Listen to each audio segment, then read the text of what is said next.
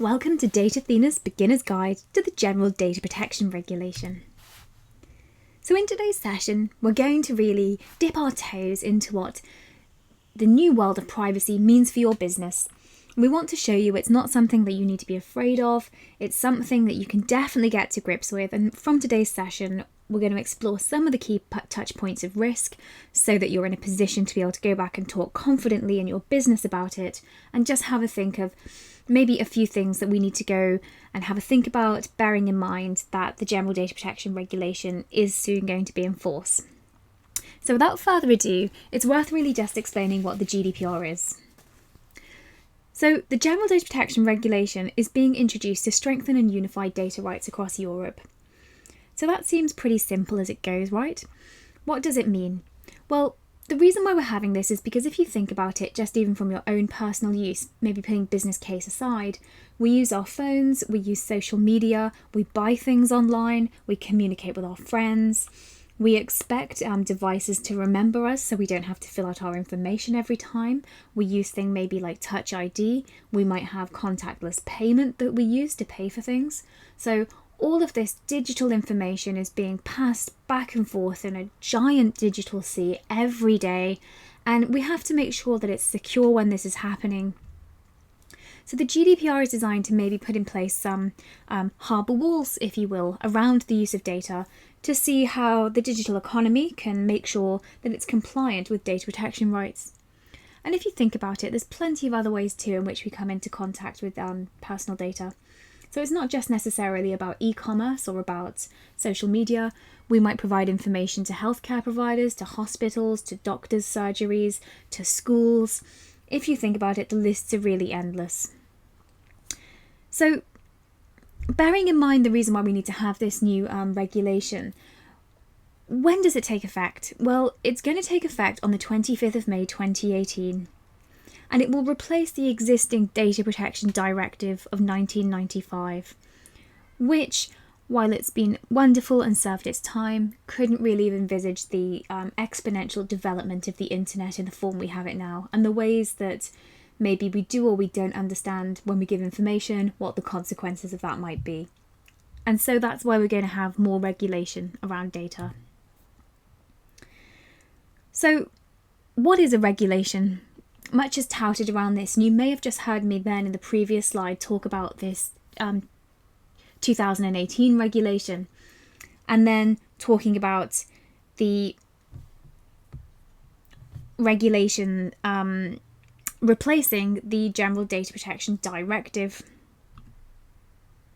So without further ado, let's just have a think now about what the General Data Protection Regulation is. What is a regulation? In the previous slide, you saw me talk about directives and regulations. We had the 1995 directive, which this 2018 regulation is going to replace. Why? Well, it's to create a level playing field in relation to the processing of data. Regulations have direct effect, so that means that the law comes down from the European Commission and it's implemented into each member state, so think France, Germany, Poland, Finland, the UK, at the moment, and we'll have a think about Brexit in a bit. And it gives this level playing field where everybody will have the same law. Although it will be in different languages, the law will be the same. So no matter where you process your data across Europe, it's going to get the same standard. It's basically creating a level playing field. The 1995 directive was given effect in member states in different ways because states have to implement directives. They have to put enabling legislation in place at a governmental level to give effect to the law. So, for example, in the UK, the 1995 directive was transposed and implemented into UK law as the Data Protection Act 1998. Spain, Germany, France all have their own implementing legislation too. Because of that, there were differences in how things were adopted. So, a good example of this is the definition of consent, which you can find in Article 2H of the 1995 directive. But in the UK, we didn't adopt a definition of consent. So there was a wider degree of latitude about how you decide what consent is. So as you can see, there's a bit of a difference there. In Germany as well, with regards to notifications to the relevant regulator. So basically a certification that says what data you are and aren't processing. Rather than having online registers, they keep their own internal records in companies. And so there was a difference there about how different states go about putting in place the data protection principles and how they decided to interpret them. The GDPR is trying to get rid of these differences so that no matter where you're processing in Europe, there's a similar standard, a similar playing field. So I want to show you now the range of data protection authorities. So as you can see, we've got some for Italy, Portugal, Belgium, Finland, the UK, the Information Commissioner's Office, France, the CNIL. And really this is just to show you the range of authorities that are responsible for regulation at the moment. And they'll still be here once the regulation's in force, and they'll be responsible in their member states for liaising with the organisations who are in their jurisdiction or submit to them as their primary authority. So if you've got an organisation that's doing lots of processing in Germany and that's their main establishment, they would go to the German regulator. Similarly, you would go to the UK if you're predominantly based in the UK, or Italy or Sweden. Under the GDPR, all of these authorities will submit up to a super authority, if you will, called the European Data Protection Supervisory Authority. Now this body is yet to be pulled together, but when it does, it will have overall oversight for all of the data protection across Europe. And we keep talking about Europe, and I think perhaps one of the pink elephants in the room at the moment is what will happen to the United Kingdom after Brexit. So the Information Commissioner's Office, the little handle there at the ICO, is currently responsible for data protection in the UK. What will happen once we leave Europe? Well, in the UK, Article 50, when it was triggered, it's going to take 2 years to be fully triggered so that the UK leaves the European Union. The implementation date for the GDPR comes before Article 50 is all finalised. So the GDPR will have to be implemented into UK law, and the Information Commissioner's Office, their Information Commissioner Elizabeth Denman, has said the UK will have the GDPR. Why will we be keeping that? Well, if you think about it, and all of the rationales we've discussed about making sure that data receives an equal standard of protection, in order to trade and compete and to have those security standards that mean that the UK can trade with Europe, there will need to be the appropriate governance in place, appropriate data security, and the way to ensure that equivalence, as it's called in European parlance, is to implement the GDPR. So now that we've explored why we're having the GDPR and the rationale for it and what it's going to do within Europe and what it might mean for the UK as well post-Europe, we're going to have a look now at what's new. This slide has been designed so that you can print it, or you can talk through it with your colleagues and think about the risks really for your business. As you can see, we've got red through to green, the colour coding, and that's to represent really the risk profile. And that's very much how at DATATHENA we like to look at things. We're looking at the risk profile here for your business and the headline points that you really need to be bringing to the attention, to the table, to understand how you need to go about implementing these things in practice. So in terms of what's new, as you can see sort of top there in the left hand corner, we've got fines of up to 2 to 4% of global turnover, or 10 to €1,020, whichever is the greater. So the fines are going to be much, much bigger than we're used to. In the UK, the current fine limit is £500,000, which is extremely modest compared to what it could be under GDPR. If you think about it, global turnover for a business, 2%, 4%, depending on your size and how many employees you have and the type of processing activity you're doing, is a huge amount of money. So this just shows you that increasingly it's going to be on the agenda more, data protection, and making sure that you've got in place, compliant means of processing. So the fine regime really shows you how seriously data privacy is being taken. The fines are in the realm of anti-competitive practice or competition law fines. So beware that data protection really is, a high agenda issue, so please do treat it that way when you're thinking about what it might mean for you. So another really core change, if we just hop down now actually to the bottom right hand corner, is breach notification requirements. So under the current regime, breaches don't have to be reported unless they're of a certain severity or there's going to be an impact on individuals that you need to tell them about. Only telecommunications providers, so internet providers, people who provide your phone and your mobile phones, have to do mandatory reporting at the moment. This is going to change under GDPR, and there will be mandatory breach reporting requirements within 72 hours. We do have special sessions on looking at breach reporting because there are some nuances around when a breach is and isn't reportable that are retained in the GDPR. But as a general principle, you're going to need to have breach notification systems and policies and make sure that individuals know when to report a breach. So that really brings into play how important a data protection policy and how important a breach management strategy are in terms of your business.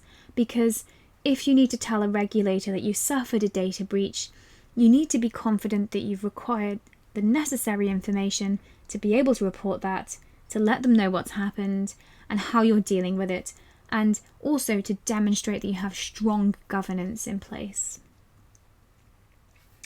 And on that point of strong governance, if we just go up now to the top right, we can see privacy impact assessments. So a privacy impact assessment, or a PIA, is a means through which an organisation undertakes sort of a test, if you will, a litmus test, to see if the activities it's undertaking have adverse privacy consequences for data subjects. So maybe your customers, your employees, members of the public. So good examples of that might be if you're doing, say, data collection for insurance purposes, maybe if you're collecting health information from which to make medical assessments, if you're collecting large volumes of information to profile your customer base so that you can provide services to them, maybe if you're offering some sort of credit referencing, what you're using data for to decide whether you give someone credit or not. So all these things have to be thought about and you need to document them. Now, under the current law, these are best practice, but under the GDPR, you will have to conduct privacy impact assessments where you're doing high risk processing or where it's involving high volumes of processing. So quite a lot of activities, maybe a change of an IT system, moving over to a new HR system, collecting lots of information about individuals from which to launch a new product, buying and selling marketing lists, would all be examples of things that need to have PIAs. And this leads as well to looking at privacy by design and default. So privacy by design and default is meaning that your systems are designed with privacy in mind. So what do I mean by that? Well, a very good example of privacy by design is the way that Facebook is designed if you're signed up to that. What Facebook do is they've designed their system so that you can choose if you want to be tagged in photographs, if you want people who aren't your friends to be able to see your profile, who sees your posts, if you want to have secret groups. All these things allow you to actively manage your privacy.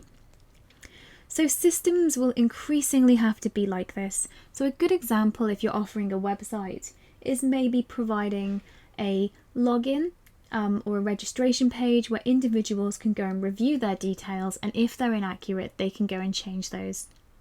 And it also means too, not just having one privacy policy that's full of information and it's buried away and hidden on your pages. It's about making sure that you're bringing uses to an individual's attention at an appropriate point in your customer journey. So if you want consent to certain activities like maybe profiling or marketing, you need to be making that clear up front in the journey why you're collecting information and what it's going to be used for. Which links then to the principle of unambiguous consent. So for consent to be unambiguous, it needs to be freely given, specific and informed. The example I like to give is, say for instance, you leave your car on my path and you've left it there so you can go down the shops. And I have a tiny sign on my fence that says, if you leave your car here, I will wash it and you will have to pay me £1,000, $1,000, €1,000.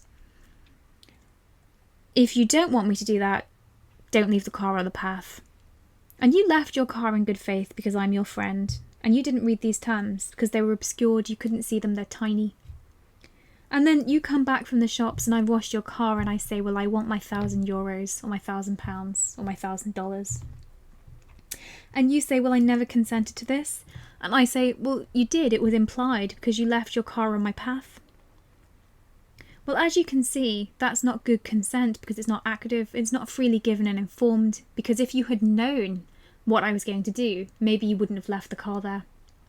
Well, that applies to online services and to use of information by employees and by all sorts of organisations. What you need to do is to be thinking about how can you make consent freely given and specific. So with marketing consents, for instance, it means you're going to have to actually get active consent. You can't use pre-ticked boxes, and you can't say, unless you tell me otherwise, I will market to you. You'll have to say, please tick the box if you would like us to market to you, and respect that. Consent is worth thinking about as well in terms of how you do your HR documentation, because with employees, for instance, there's an imbalance in your bargaining position when you sign up as an employee to a company, because you can't really negotiate the terms unless you're very senior. So you'll have to think too about whether other processing grounds might be more appropriate for processing data, such as to meet employment rights, maybe the company's legitimate interests, and what rights would go above and beyond that. And design, your processes accordingly. And if you'd like to have a look at maybe staff handbooks, or you'd like to look at what employment consents might look like, we are going to be running classes specifically on employment law and the GDPR, and you can buy documents from the document shop that address these points, and looking at things like whistleblowing and consent, and what should be in your staff handbook or your privacy policy to draw to your staff's attention.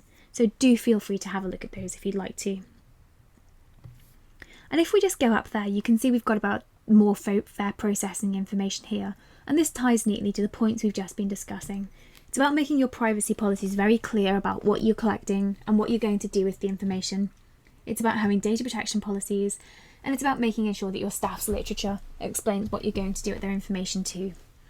So after you've watched this tutorial, maybe you'd like to go away and have a think about that within your business. Maybe do a very quick mini audit with your colleagues or just you, and just jot down the times that you collect personal information and see if you have any policies or procedures already. And if you've got an online website, please do look and see if you have privacy and cookies policies, because you will have to change those to meet the requirements of GDPR to make sure that you're giving fair and transparent processing, and you're limiting the purpose which you're processing information to the means it was collected for. So you can't just seek consent really, really broadly and then use that as a grounds to justify any future processing activity. You have to tie it to what you sort of sought consent for at the time. So do have a think about that. And we do have documents on Document Shop that look at GDPR and privacy policies and cookies. So you may want to have a look at those and see if they could be used in your business.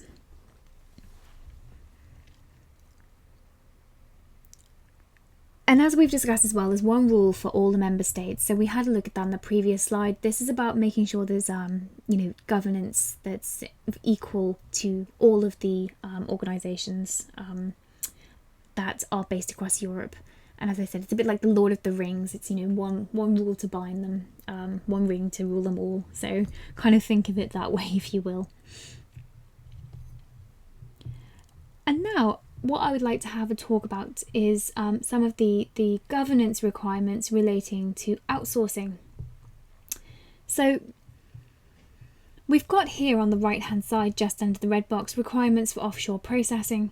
So if you're sending data overseas or outside the European Economic Area, you'll need to have a think about, do you have data governance regimes in place to meet those requirements?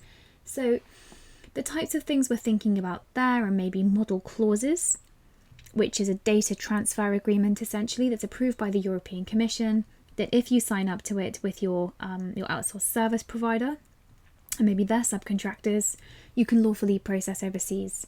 And it's worth having a look at some of your key terms with your service providers, just to see if they contain any data privacy terms and if they tell you if they're going to process data overseas. Because if they are, or there's maybe a suspicion that they are, and then maybe you verify that by asking them, doing a little mini audit again to see what they're doing, it may become clear that they're processing data overseas and you need to have a transfer mechanism in place. We have a separate video looking at overseas transfers, and if you want to have a look at that in more depth, please do watch that video, because I think it's a good one, it's worth your time, and we show you where you can get some documents to help you put that governance in place and what it would look like in practice on quite a pragmatic basis. And if we come down then, just to look at one of the orange boxes that's sort of in the middle column, suppliers will be equally liable to data subjects. What does this mean? Well, in the context of outsourcing, what it means is that the supplier too will have obligations under the law to data subjects. It won't just be the data controller, so the client who's outsourcing, who's responsible anymore.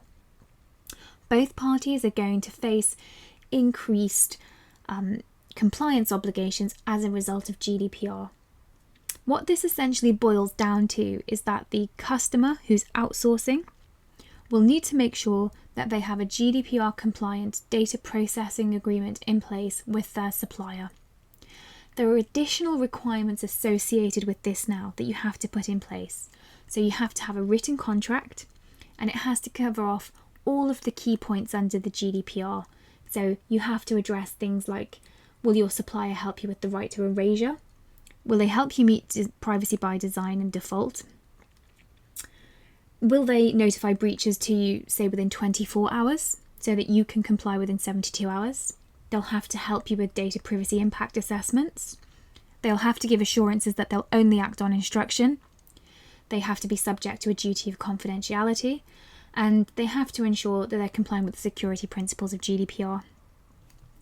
And just on that point of the security requirements, please do be aware that suppliers have direct liability with regards to compliance with the security principles of GDPR. So if you're a supplier, you may want to think about what your processing agreements with your customers will look like, bearing in mind the increased fine regimes, how much money it's going to cost to put the compliance in place, to assist your customer to meet their compliance outcomes, and how you're going to go about redesigning your services so that you can maybe erase data, make it portable, assist with keeping records to a minimum, how you're going to go about doing all of that. So if you want to know more about that, we're actually running a specific course on outsourcing, and I would recommend that you sign up to that if you can, because there's quite a lot to think about. And one thing I really would say about the outsourcing issue under the GDPR is it's not just a case of data privacy. From a commercial perspective, from a business perspective, and from a risk perspective, you really do need to think about the liability provisions in your contracts and limitation on liability and what sort of warranties you might want to seek in relation to privacy compliance. And we can look at it from both sides of the fence. So we'll have a look at what it means for the customer, and then we'll have a look at what it means for the supplier. So do please sign up to that if you think it's something that resonates with your business, especially if you're heavily reliant on outsourcing or you're processing personal data, and particularly if you're processing sensitive information. So things like health data, criminal convictions, details about individuals' ethnicity and sexuality. So really, your HR records, you really must look and scrutinise your HR outsourcing in particular. We also have documents available via the document shop, which are GDPR compliant outsourcing clauses. So it would probably be a good idea if you can watch one of the seminars that we've put on here, and then maybe go and have a look at the precedents that you can purchase via the document shop. All the documents have videos that go with them that explain how you need to amend the contracts, so it's quite easy to go through and to get yourself your compliant policies in place. So if that's something that's of interest to you, please do feel free to go and have a look at the shop. And there are a couple of points now about the architecture of how you give effect to all of these rights, and some of the key changes around data subject rights. And bear in mind, when we were talking about GDPR before, the rationale for why we're having it is because individuals need more control over their information. So they have enhanced rights under the GDPR. So there's a right to erasure, so you can have records erased if they're inaccurate or they're out of date. That doesn't mean that everything can get erased if people request it. And if you think about it, if there have been complaint files or maybe a dismissal, or someone's just not happy that you hold information about them maybe being a bad creditor, for instance, or bad debtor, just because they don't like it doesn't mean it's not true. So there's been a lot of information touted about the right to erasure, but obviously in a business context, you don't have to erase it in every circumstance. So it's important to think about what erasure might mean for you. And in our detailed GDPR sessions, we'll go into data subjects' rights in depth, so it may be worth signing up to those if it's something that you need to know more about. Similarly, we have the rights to data minimization, which means that information needs to be kept to a minimum wherever possible, which is an active requirement and goes further than the current law requirements to not hold data for longer than is necessary, which is more justificatory because you can find a reason maybe to hold the information, whereas under GDPR you have to actually actively try and minimize. And the right to data portability, so individuals are entitled to a right of a copy of their records in something like a CSV file or an Excel spreadsheet. And finally, just on the ones that are really things to watch on the horizon, is the appointment of a data protection officer. So if in your organisation you're undertaking high volumes of processing, perhaps you've got lots of customers or employees, or the types of processing you're undertaking are high risk, you'll have to appoint a data protection officer, and that individual will be responsible for making sure that training happens within an organisation, that they report to the regulator if they need to report, say, a breach or have negotiations or discussions with the regulator about processing activities. They have a minimum tenure of 4 years under the GDPR, so it's an independent role. It's a bit like your anti-money laundering officer if you have an organisation that has one of those. So it has a more statutory function, and they also have some direct liabilities under the Act, so personal liability for their actions. So you might want to consider, in terms of putting in place the GDPR, do you have someone who can help you meet these requirements? Or could you appoint someone who can help you meet them? At DATATHENA, we offer a data protection officer service, a virtual data protection officer on demand who can help your organisation to meet the requirements of GDPR and put GDPR in place. It can be scaled up or scaled down to the size of your organisation, and we can also provide bespoke advice to you on appointment of data protection officers if you'd rather have one permanently appointed to you. Or maybe you're going to be the data protection officer and you want maybe some training on how you're going to give effect to that role. There are a few different strands to being a DPO. It's not just a case of looking at the privacy obligations, but it's going to have to be someone who can report up and report down, maybe deliver messages to a board, communicate with the public, deliver training, maybe have to write if there's a breach to the relevant regulator, ensure that GDPR is actually put in place in the organisation and how it's going to be checked to see if its requirements are being met. So there's a few different things there to have a think about. So if you want to know more about the DPO services, please do feel free to contact us via the website, and we'll also be running courses for DPOs as well to upskill people who are going to be taking on that role, to help them in a very pragmatic way to understand how to take what sometimes feels like quite a complicated piece of legislation and how to actually put it in effect in a business and embrace the regulatory outcomes of GDPR in a way that's, conscious of budgetary constraints, people power constraints, and appetite to actually put this thing in place in a business. Quite often that's what we find is the missing piece of the jigsaw, if you will, and that's where we like to come in and help you to just really figure out how to myth bust, how to get it in place, what it will mean for you, and to feel confident that you've got something that's going to work and that you've got the procedures and policies that are necessary, not just to give effect to GDPR, but also to create a great experience and build up goodwill with your clients and with your employees. Because there's absolutely no reason why, if it's done properly and thought through in a commercial way, that all of this compliance can really add value to your business, and it can really help you understand as well what your business looks like and what the map might be going forwards with marketing, for instance.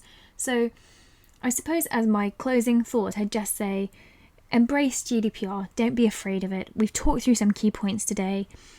Hopefully you've had enough just of a taster to let you know the types of things you need to be aware of, and maybe have a think about signing up to some of our other webinars, maybe having a look at doing a data protection audit or mapping your data. We have videos on that. Feel free to watch those, just to help you to see really what the journey might mean for you. And all of that said, do just bear in mind that May 2018 isn't that far away. So if you're thinking about putting your governance in place, even if you only pick off one or two of these things, do start to have a little bit of a think about it now. And if maybe you haven't thought about it at all, or you're not in charge of the budget for this one, have a think about the fine regime, have a think about how far away you are from this compliance journey. Maybe if you know you're not compliant with the current legislation, how you're going to justify maybe getting some budget or getting some senior buy-in within the organisation to get GDPR, the ball rolling really. And if you need to have a conversation in private about this governance, do feel free to contact us, and we'd be more than happy to assist you with getting that governance in place. So if you need to know any more about the services DATATHENA can help you with, do feel free to download a guide to GDPR via the website. We also have more classes that you can sign up to, so feel free to do that. We've got plenty of thought leadership pieces coming up. We have newsletters, so as you can see, we've got some links here. Do sign up to the weekly newsletter. It's completely free, and we have details of our breach management, virtual data protection officer, and privacy impact assessment products available via the website. We can also do audits. Do feel free to have a browse. There's also a forum, so pop your questions there, or if you'd rather deal with them in a vlog, put them below, and then we'll deal with them in upcoming Q&A. Thank you so much for your time today. I hope that's been a really useful introduction to the GDPR, and if you need to know any more, do just feel free to get in contact via the above.